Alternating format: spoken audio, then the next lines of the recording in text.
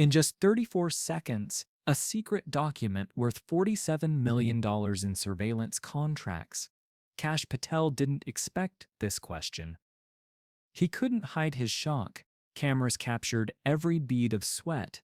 The Senate chamber froze like a tomb. What did Senator Amy Klobuchar reveal that made the FBI director's face drain of all color and his hands start trembling uncontrollably? At exactly 2:47 p.m. on March 15th, the confirmation hearing looked routine. Mahogany panels gleamed under harsh fluorescent lights. Reporters shuffled papers in the gallery. Kash Patel walked in like an investigator who had seen too many lies, carrying his signature stack of classified folders and encrypted USB drives. His jaw was set, eyes sharp behind wire-rimmed glasses. The FBI Director badge gleamed on his Navy suit lapel, but Senator Amy Klobuchar sat like a prosecutor who had already won her case. Minnesota nice smile, hiding something deadly. Her American flag pin caught the light as she organized her briefing papers with surgical precision. Patel approached the witness table with confident strides. "Thank you for this opportunity to serve," he began, voice steady, legal jargon flowing easily. His hands rested calmly on the mahogany surface. Behind him, Republican advisors nodded approvingly. Camera operators adjusted their angles. C-SPAN prepared for another standard hearing. But Klobuchar's blue eyes never left Patel's face. She tapped her pen exactly 3 times. Her aide whispered something that made her lips curve into a hunter's smile. "Director Patel," Klobuchar's voice cut through the chamber's ambient buzz, "let's discuss your approach to FBI priorities." She opened a manila folder with deliberate slowness. Patel's shoulders relaxed slightly. Standard territory. He'd practiced these answers for weeks. "I believe in protecting American democracy from all threats, Senator," he replied, using his rehearsed talking points about national security and constitutional values. His voice carried the confidence of someone who believed his secrets were buried deep enough. But Klobuchar's next words changed everything, including threats from your own enemies list. The folder opened completely. A single document emerged. Black ink on white paper. Classification stamps clearly visible. Patel's confident expression flickered for exactly 2 points. His knuckles went white against the table edge.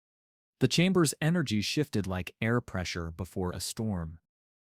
Republican senators leaned forward, suddenly alert.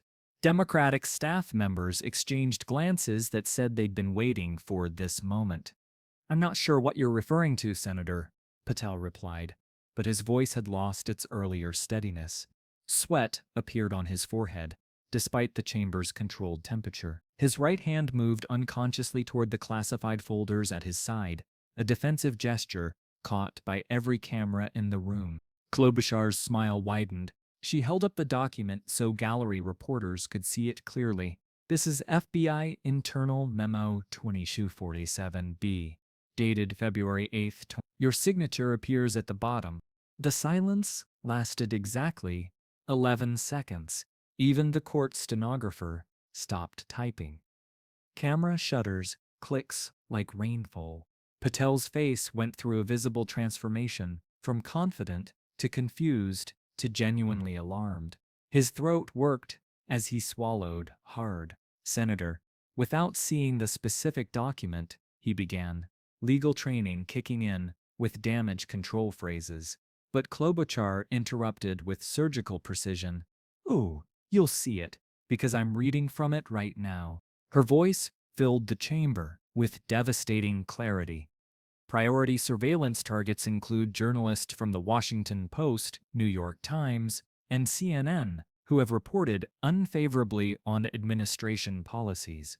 Gasps rippled through the gallery. Democratic senators straightened in their chairs like hunting dogs catching a scent. Republican advisors began urgent, whispered conferences. Patel's jaw clenched so hard the muscles stood out like cords. Additionally, Klobuchar continued, The memo recommends enhanced monitoring of former FBI officials who have criticized current leadership. Twitter exploded within minutes. Enemies list exposed started trending immediately. Patel's spying followed seconds later. Fox News cut their regular programming for breaking news alerts. CNN interrupted commercial breaks with urgent banners scrolling across screens. MSNBC anchors scrambled to get legal experts on emergency video calls. The chamber's press gallery transformed into a war zone of frantically typing reporters and producers shouting into phones. Even seasoned Capitol Hill journalists looked stunned at the document's implications. Patel attempted recovery with classic deflection techniques. "Senator, the FBI regularly monitors threats to national security. These are standard protective protocols." But his voice cracked slightly on protocols. Beads of sweat now visibly ran down his temples. His hands trembled as he reached for his water glass, nearly knocking it over.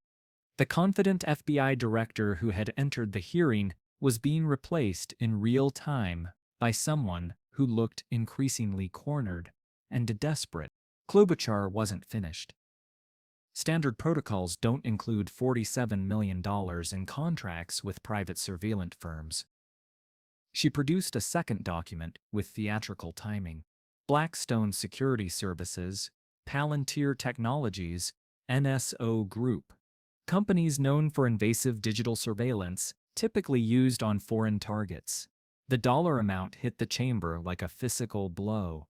Even Republican senators couldn't hide their shock. Senator Ted Cruz visibly winced. Senator Lindsey Graham's expression went completely blank.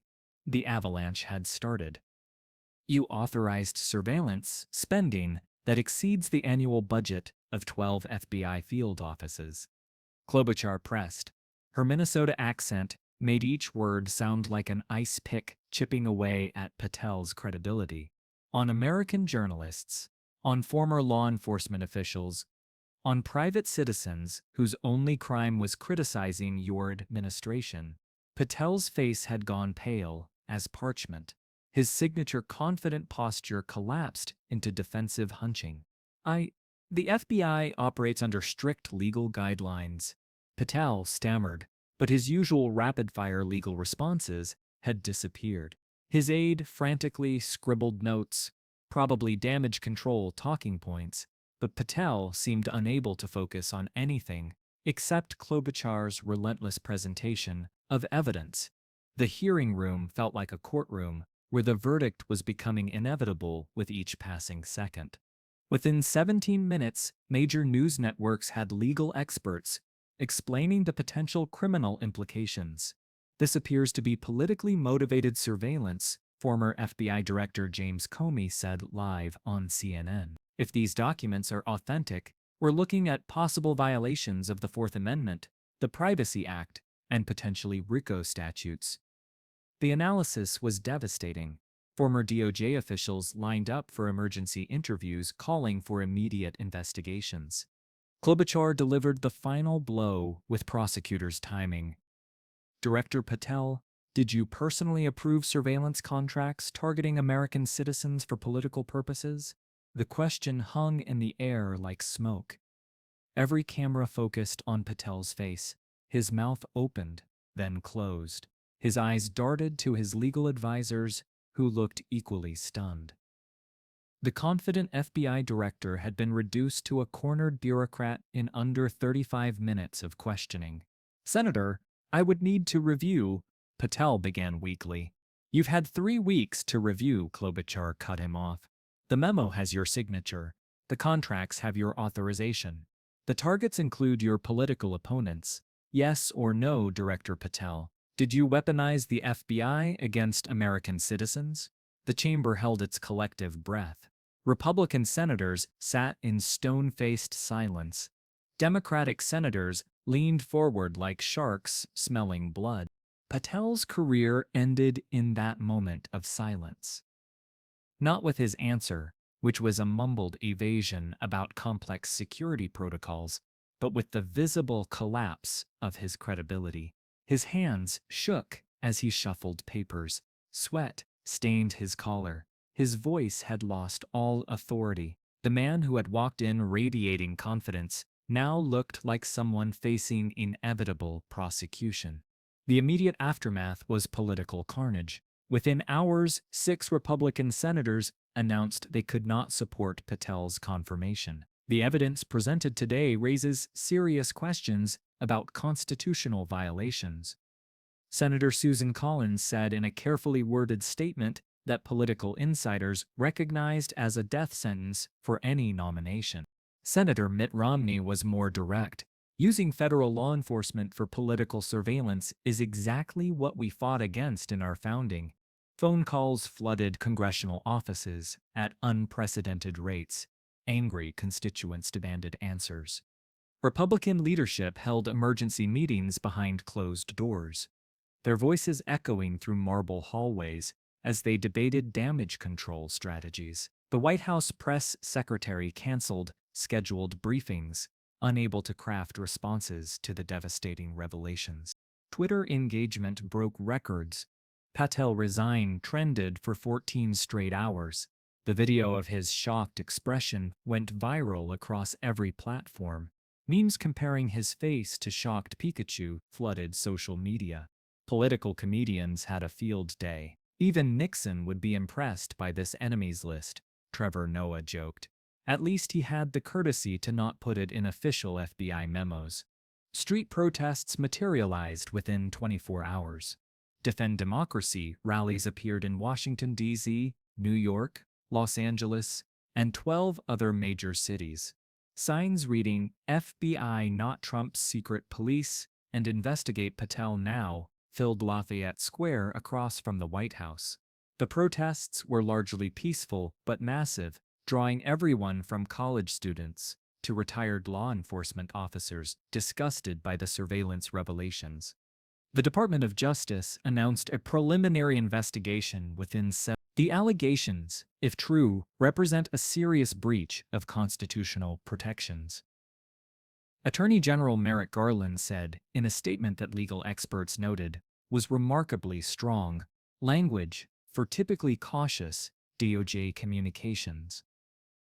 House Democrats immediately announced oversight hearings. The FBI itself faced an internal crisis as agents questioned whether their work had been politicized. Patel withdrew his nomination exactly 96 hours after Klobuchar's questioning. His resignation letter, barely 2 paragraphs long, cited false allegations and political witch hunts. But by then, 3 major news organizations had independently verified the document's authenticity. The surveillance contracts were real. The enemies list was real. The $47 million in spending was documented in FBI budget records that whistleblowers leaked to the Washington Post. But the biggest revelation came 2 weeks later when Senator Klobuchar revealed her source during a CNN interview. A current FBI agent came forward, she said simply. Someone who took an oath to defend the Constitution and couldn't stomach watching it be violated. The intelligence community was rocked by the knowledge that Patel's own agents had turned against him. Within days, 6 more FBI officials came forward with additional evidence of politicized investigations. The whistleblower's identity remained classified, but leaked details painted a picture of growing rebellion within FBI ranks. Special Agent Sarah Martinez, a 15-year veteran assigned to counterintelligence, had watched Patel's surveillance orders with increasing alarm. At exactly 11:23 p.m. on February 12th, she copied the enemies list documents onto an encrypted drive. Her hands trembled as she photographed surveillance contracts with her personal phone. The risk was enormous: potential criminal charges, career destruction, permanent exile from law enforcement. But Martinez later told investigators, "I joined the FBI to protect Americans, not spy on them for political revenge." Her courage inspired a cascade of additional whistleblowers. Agent David Chin, from the Cybercrime Division, revealed that Patel had ordered digital monitoring of Supreme Court justices' communications. Agent Rebecca Thompson, from Financial Crimes, disclosed surveillance of Democratic donors' banking records. Each revelation made the constitutional crisis deeper and Patel's position more untenable. The FBI, America's premier law enforcement agency, was eating itself alive as agents chose between loyalty to their director and loyalty to their oath. The constitutional crisis deepened as investigations revealed the full scope of the surveillance program. Journalists' phone records had been secretly accessed. Former FBI officials found their bank accounts monitored. Critics of the administration discovered their digital communications were being tracked by private contractors with no oversight. What started as Klobuchar exposing an enemies list became a full-scale investigation into the weaponization of federal law enforcement.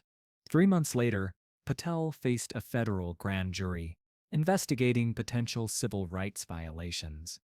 The man who had dreamed of leading America's premier law enforcement agency instead became its target. His political career lay in ruins, destroyed not by opposition research or leaked recordings, but by his own arrogance in documenting his constitutional violations in official FBI memos.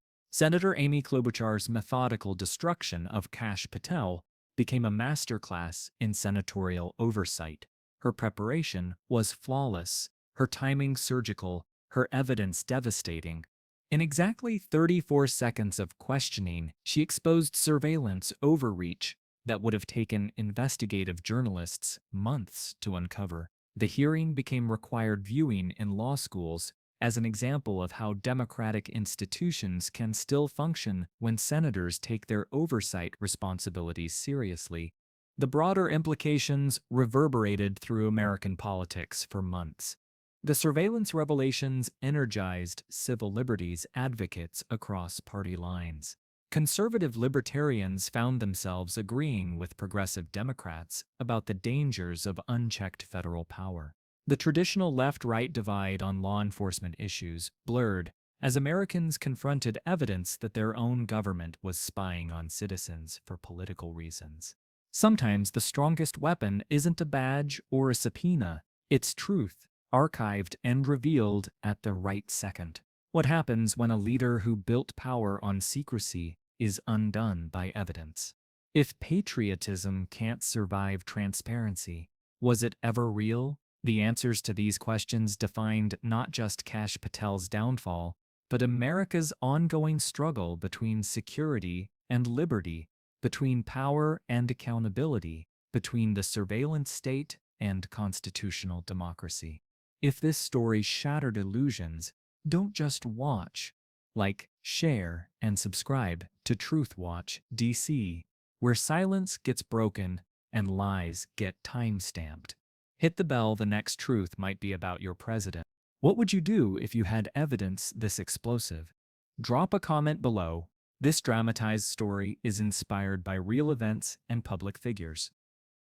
All dialogue and incidents are fictionalized for commentary and educational purposes. This is not intended to defame, but to explore themes of power, truth, and accountability.